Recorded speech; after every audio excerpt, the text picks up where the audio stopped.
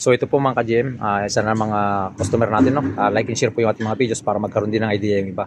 Ito, bali ito, nagkaroon ng engine overheat, bumulwak yung kanyang coolant dito. Yan, kung makikita nyo, wala na siyang coolant. Yan, no? Bumulwak na siya ng bumulwak. Ngayon, magkakaroon siya ng engine overheating pagka naubusan ng coolant mga ka-GM, no? So ang nakita po natin, no? Ito yung problema niya, yan, no? Yung kanyang water pump, yan, no? Kalug na yung bearing niya. Ano na to, malapit nang humiwalay sa katawan ng ano niya, water pump, no? Yan, tapos yung kanyang drive belt, nawala na rin, naputol na rin siguro, nalaglag sa daan. So yan po yung ating nakita dito sa kanyang ano. Kasi sabi ng customer natin umingay daw, tapos ito nga nag-overheat at bumulwak ng coolant, no? So ayan, at bago diyan, pag natapos natin yan mga GM, titignan natin yung kanyang ano, cooling fan, ganun. Tignan natin kung may mga ibang leaking. Ganun po yung ating sistema rito sa paggawa, no? Sa pag-diagnose nito. Unahin nating palitan tong kanyang ano, water pump. Ito, tong kanyang water pump dahil kalug na siya. Wala na. Pagka ganito, waskag na yan. Talagang papalitan natin assembly yan. Tapos yung ibang bearing niya, dito sa tensioner saka sa idler, chichik din natin yan mga ka-GM.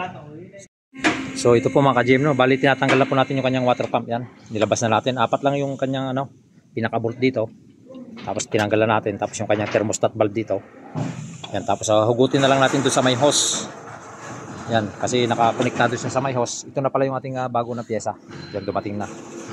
Yan, assembly na siya mga ka-GM. Yan. Naman nare-repair tong water pump na ganito. Tapos ito yung ating coolant na gagamitin. So, ayan po, no? Like and share po yung ating mga videos para magkaroon ng idea yung iba.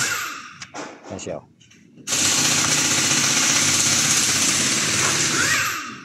So dito, tapos pagkatapos natin ano yan, pagkatapos natin may kabit yung bago, check natin yung mga ibang system niya.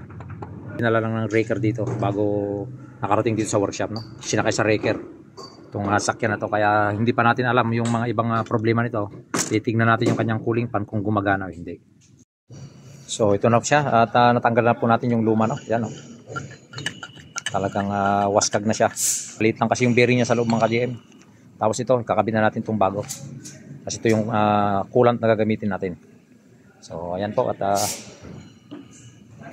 lilinisan na lang natin yung pagkakabitan natin sa loob, no?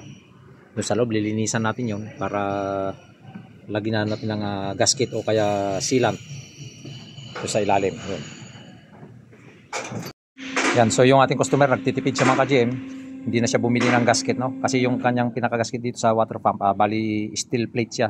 So nilagyan na lang natin ng kunting silikon yan. Kunti lang yung nilalagay natin dyan mga ka-GM para hindi mag-overlap dun sa loob. Yan, so kakabit muna natin ito.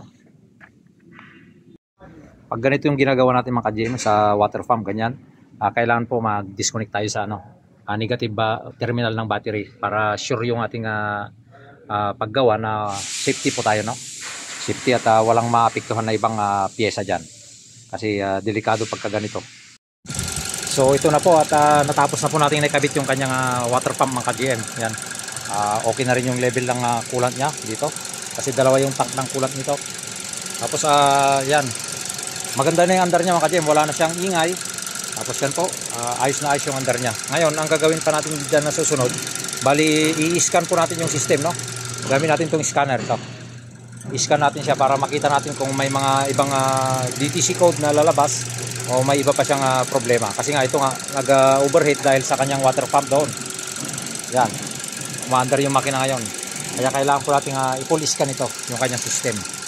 Tapos patuloy natin pinapandar para makita natin kung gumagana yung kanyang cooling fan, no? So ayan po, at like and share lang po yung ating mga videos para magkaroon din ng idea yung iba.